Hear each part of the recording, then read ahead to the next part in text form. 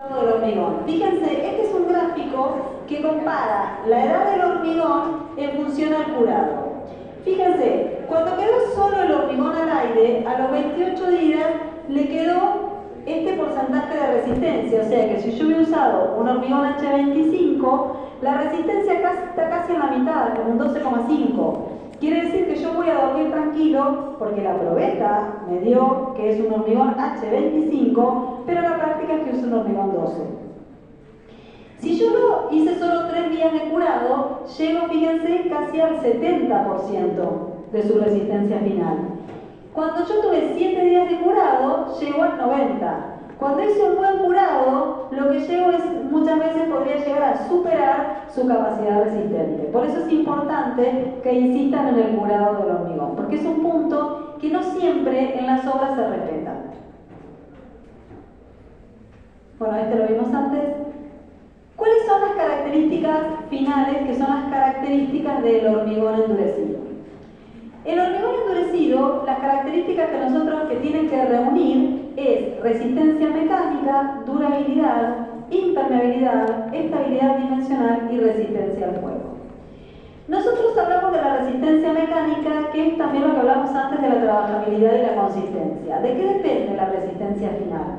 De que haya hecho una correcta dosificación de materiales y una correcta relación agua-cemento. ¿Por qué? Poca agua hace que el cemento no se hidrate. Si no se hidrata, no adquiere la resistencia final, que es la tablita que veíamos recién. Si le puse mucha agua, lo que decíamos antes, me queda muy lavado, me quedan muchos poros, entonces pierdo resistencia. Y el grado de compactación, vieron en el videito de compactación, cuanto más tiempo dejaba en el vibrador, quedaba que al final no había una partícula de aire. En la obra por ahí no es tan exacto, pero sí por eso usamos mucho el vibrado de los elementos para garantizar, si usted hace alguna tan obra, preste atención que está la mezcla así de hormigón, se le pone el vibrador y enseguida cubre todo impecable, todas las armaduras. Con lo cual el vibrado es importante, o la compactación. ¿Qué hacemos nosotros? Cuando nosotros hormigonamos, lo que vamos a hacer es tomar muestras de hormigón. ¿Sí? ¿Por qué? Porque si la obra se cae, hay que ver quién tiene la culpa. Si el hormigón que me mandó la hormigonera no era de la resistencia que yo había comprado, la culpa es de Don Loma Negra. Si el hormigón era de la resistencia y yo hice un mal curado, hice una mala compactación, la culpa es mía. Acuérdense, como decía Alicia, nuestra materia es la que les da la responsabilidad civil. ¿Sí? Obra que se cae, obra que ustedes tienen responsabilidad civil y penal, porque pueden lastimar a alguien. Si la obra se cae, lastima a gente, o peor si se muere algún operario, ustedes van directo a la cárcel. Entonces por eso es importante, porque ustedes como directores de obra van a estar cubriéndose y van a estar, o van a estar durmiendo tranquilos porque están trabajando con un hormigón de la característica que necesitaban y hicieron un buen trabajo en obra. Para eso lo que nosotros vamos a hacer es tomar muestras. Lo que nosotros hacemos es tomar muestras. Estas son las probetas, ven que son unos cilindros, se llenan de hormigón. Estoy hablando con Maxi al punto de uno, vamos a ver si podemos conseguir para hacer bastones, vamos a hacer probetas y las vamos a llevar, él las va a llevar al autogrause, le va a filmar, las vamos a ensayar, ¿sí? La probeta lo mismo, se va llenando con capas, se le va pegando con la varilla para garantizar, digamos, para compactarla, porque no le podemos poner vibrador por el tamaño. Y esa probeta, esta es la probeta, es un cilindro metálico de 15 centímetros por 30 centímetros de altura. Eso está normalizado, ¿sí? Todas las probetas son iguales.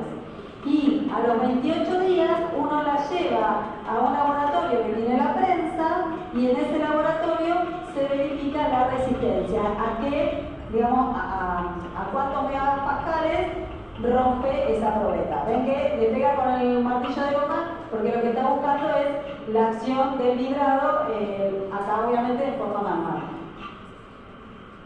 Van a ver que una vez que las termina, les pone un papelito. Ese papelito que se pone arriba es importante porque ahí lo que dice es a dónde se coloca ese hormigón, ¿sí? Porque supónganse, yo hago la probeta, llené una losa y resulta que después la resistencia de ese hormigón no es la que yo usé para el cálculo. Entonces yo tengo que saber cuál es la pieza estructural en la que voy a tener que intervenir. Entonces por eso, acá en el papelito que lo voy colocando, lo que va a ir anotando es columna 3, losa 2, primer piso, en qué lugar la volcó. También tienen una planilla donde, creo que está en una foto, van a ver que está el balde de la mezcla con el termómetro, porque también se mide cuál es la temperatura del hormigón. ¿Ven ahí tienen cómo se...?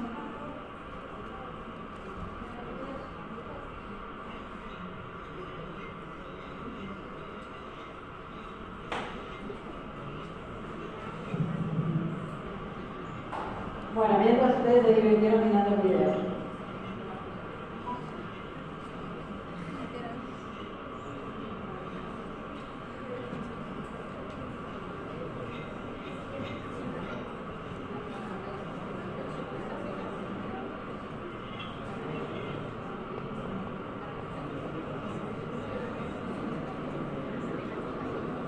Ven acá, es lo que yo les decía, va colocando estos papelitos para saber dónde se coló el hormigón. Bien, entonces, ¿cuándo tomo las muestras? ¿Cuando llega el camión? ¿Llega a la planta y lo primero que hago es tomar la muestra? ¿Cuándo la tomo? ¿La tomo en planta o la tomo en obra? En la obra. Nosotros como directores de obra, muy bien. Nosotros como directores de obra vamos a tomar en la obra, porque lo que nosotros vamos a controlar es el hormigón que nos llegó desde la planta. En planta, la gente de planta va a tomar sus muestras, porque ellos también, si hay un problema, van a tener su contramuestra para que podamos comparar resultados. Entonces, nosotros vamos a tomar al menos 2 probetas, ¿sí? A veces si queremos ensayos previos a los 28 días, podemos tomar más. ¿Cuándo lo vamos a tomar? La probeta no se toma ni recién cuando sale el primer golpe de hormigón, ni al final del hormigón. Siempre se toma entre el 10 y el 90% del volumen de la carga. ¿Por qué? Porque al inicio, el mixer venía mezclando, pero a veces por la misma forma del camión, el llenado, lo que sea, lo primero que sale puede estar o disgregado o con más agua. ¿Por qué? Porque puede estar sucia la cañería, la bomba, lo primero que salió. Entonces lo que se hace es tirar un 10% de hormigón y después de ahí tomar las muestras, que tampoco sean las dos juntas. Tomar una, esperar más o menos 15, 20 minutos y ahí tomar la otra. O por lo menos tomarla, no sé si la tomé al 10, por lo menos al 50% de la carga. No tomarla las dos pegadas, ¿sí? Porque también a veces pasa eso. Si uno la toma muy al inicio, pasa lo que yo les digo. Por ahí es una probeta que no está fiel como las condiciones de lo que yo colé en toda la losa, porque la tomé por ahí porque estaba con agua, con alguna impureza o lo que sea. Entonces, a partir de ahí, nosotros comenzamos. Los ensayos, cuando hablamos de los ensayos, es lo que nosotros veíamos. Una vez que salió un poco de hormigón, yo hago el cono de Abrams para ver lo que es la consistencia. Y después tomo las probetas para poder analizar a futuro la resistencia de mi probeta. Y acá nosotros lo que vamos a ver, ven acá tienen lo que serían algunos ensayos. Estos son ensayos de probeta y estos son ensayos de resistencia al corte de una viga. Nosotros vamos a trabajar, ¿se acuerdan los que vienen de estructuras 1? Que estamos con el nuevo reglamento, que tiene el criterio que nosotros siempre vamos a trabajar con estados, digamos, de superposiciones de carga, y nosotros siempre vamos a dimensionar las piezas y vamos a buscar que la capacidad resistente de nuestra pieza estructural sea mayor a la requerida en su vida útil. Entonces, ¿bajo qué planos de deformación están considerados esos coeficientes de seguridad que yo voy a usar para mayorar la carga o para disminuir la tensión de trabajo de mi pieza? Cuando hablamos de compresión, nuestra deformación límite va a ser siempre del 2 por 1000. ¿Por qué? Porque en compresión lo que buscamos es que sabemos que la rotura es frágil, no hay aviso. Entonces dejamos que se deforme muy poquito la pieza para que no haya riesgo de colapso estructural. Cuando hablamos de flexión y específicamente de tracción, ahí nosotros tenemos el periodo de fluencia, ese periodo donde hay deformación previa al colapso, entonces ahí manejamos deformaciones un poco mayores que serían del 3 por 1000. Nosotros hasta ahora estuvimos hablando de que la resistencia del hormigón, en realidad vieron que nosotros teníamos en el cemento, la bolsa decía CPN50. Yo les dije, es un cemento Portland normal que tiene una resistencia mayor o igual a 50 megapascales. ¿Sí? ¿Qué pasa? O a 5 kilonewton por centímetro cuadrado. Esta es la resistencia real, de alguna manera, del cemento. Cuando yo lo combino para hacer el hormigón, este es el que me va a dar la nomenclatura del hormigón. Entonces, cuando yo hablo de un hormigón H25, quiere decir que es un hormigón que tiene una resistencia de 25 megapascales o de 2,5 kilonewton por centímetro cuadrado. Un H30 tendrá una resistencia de 30 megapascales o 3 kilonewton por centímetro cuadrado. Pero ¿qué pasa? ¿Se acuerdan que nosotros dijimos que en realidad el hormigón primero adquiere su resistencia a lo largo del tiempo? Y además el hormigón se va preparando en planta, se dosifica, se tira en obra, no siempre tiene las características tal cual si se hubiera hecho en un laboratorio. Entonces, lo que nosotros hablamos de el 90, digamos, de la resistencia especificada, es que nosotros vamos a considerar una resistencia del hormigón un poquito menor. ¿Por qué? Porque nosotros, como la resistencia final se logra con los años, nosotros sabemos que cuando querramos usar nuestro edificio al año y medio de construido, no va a estar al 100% de su capacidad la estructura. Entonces, por eso hablamos de resistencia especificada.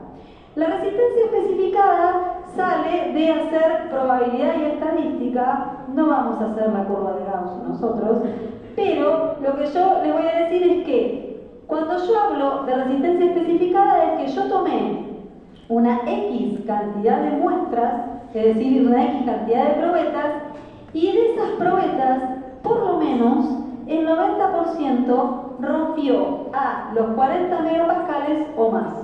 Por ejemplo, acá tienen, yo estaría trabajando en una obra con un hormigón H40.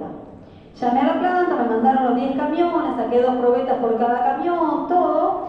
Entonces lo que yo voy a decir es, bueno, ¿cómo verifico la resistencia?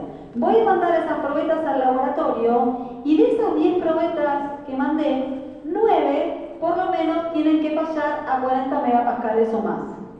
Si fallan las 10, bárbaro. Si fallan las 8, tenemos un problema, ¿sí? Ahí es donde uno empieza a probar con las segundas muestras o con las muestras que tomó el laboratorio para saber, o sea, o la hormigonera, para saber esa realidad final.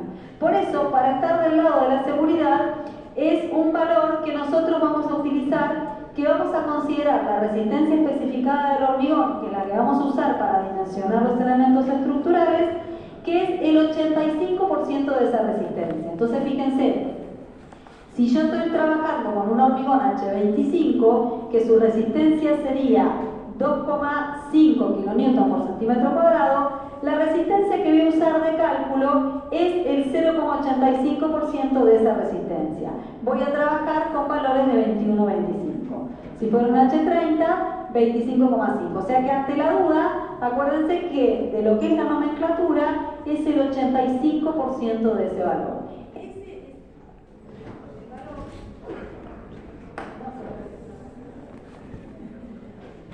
Ese sería el valor con el que yo voy a dimensionar las columnas, las vigas, las losas, ¿sí?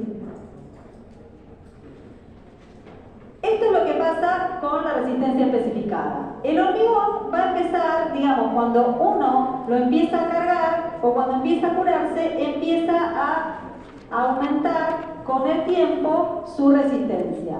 Si nosotros comparamos la relación tensión-deformación, van a ver que nosotros tenemos, vamos aumentando en el tiempo, lo voy cargando, lo voy cargando, lo voy cargando, y el material se va a ir deformando cada vez más.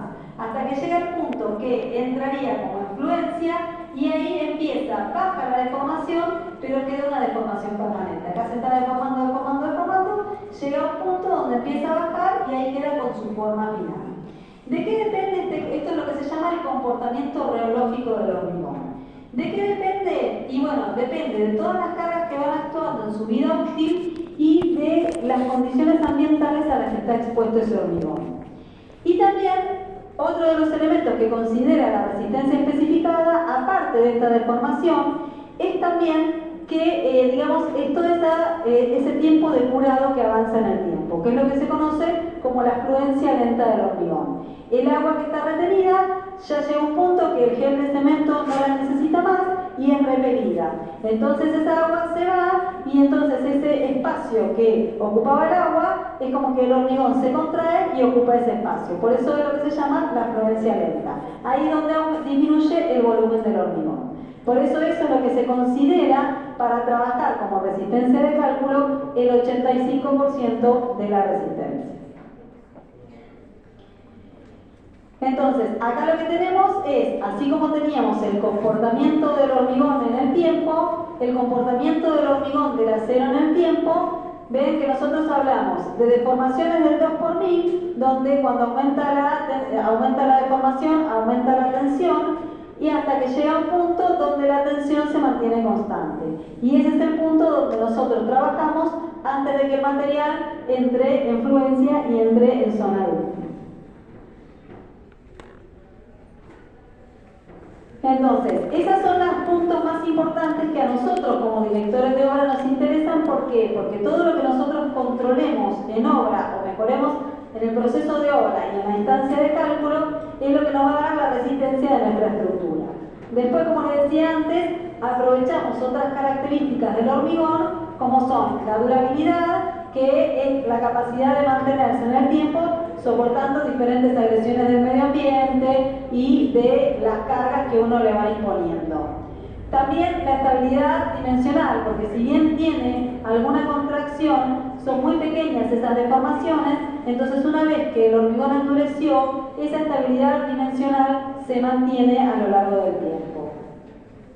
Lo que les dije antes, que para nosotros es importante la resistencia al fuego, porque eso lo que implica es que nosotros no vamos a tener que tener durante la vida útil, digamos, consideraciones de pinturas ignífugas, de retardantes de llama o de cualquier otro elemento que tenga que agregarle al hormigón para que en caso de un siniestro garantizar la estabilidad de la estructura para que se garantice lo que sería la correcta evacuación antes de, digamos, de que el edificio colapse.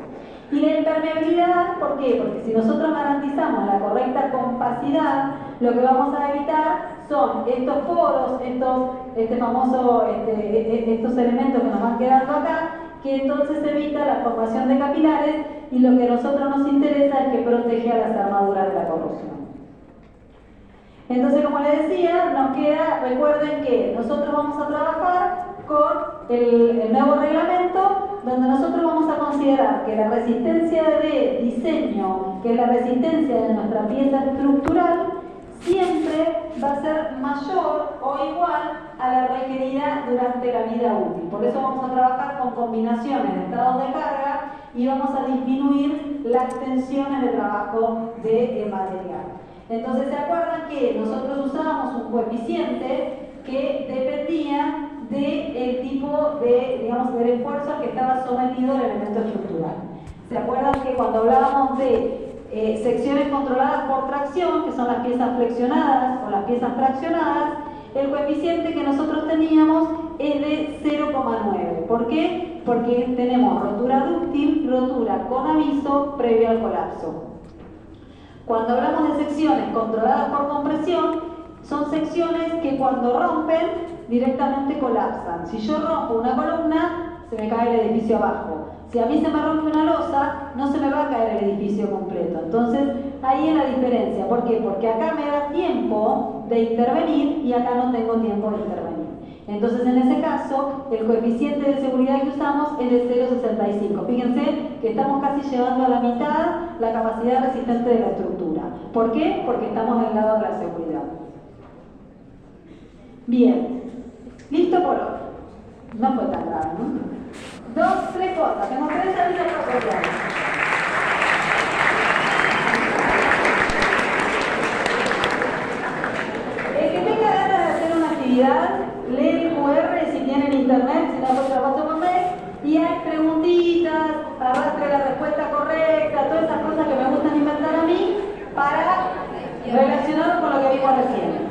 Tema 2. ¿Quiénes son los alumnos que están con Daniela? Hoy Daniela no viene, van a tener la alegría de seguir aguantándome a mí con azul. Nos vamos a correr al 104. Bueno, vamos a ir dale. al 104 porque vamos a hacer una actividad junto con los alumnos de Camila. Tercero, alumnos que están condicionales. Estuve hablando de secretaría académica. El 15 se define la situación de cada alumno condicional. Cada alumno hizo su trámite, presentó su nota. La información que nos bajaron a nosotros como cátedra de secretaría académica es que el alumno que debe finales no va a poder regularizar su situación de acá a noviembre, así que no van a poder firmar la materia. Con lo cual, tienen la semana que viene para resolver su situación y en el caso van a tener que tener la garantía fehaciente y por escrita de Secretaría Académica de que van a figurar en actas. Solo van a dar prórrogas por el momento a los que adeudan cursadas. No se van a dar prórrogas a los que a la fecha de inscripción debían un final para estar en condiciones de inscribirse. Así que los que están condicionales tienen la semana que viene para rever su situación, porque si no, ya les decimos, no van a estar en actas en noviembre según la información que nos dio a nosotros la Secretaría Académica. ¿Sí? ¿En cuánto nos vemos en el taller? ¿20 minutos? 20 minutos.